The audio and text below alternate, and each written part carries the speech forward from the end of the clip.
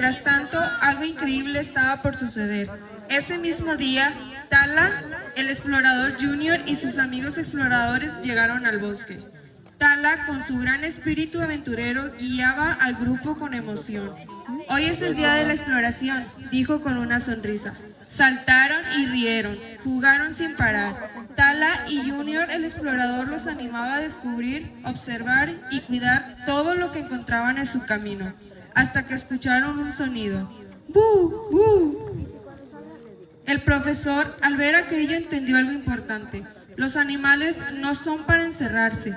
Esa noche, Tala, Junior y los exploradores y Otilio se reunieron juntos a una gran fogata.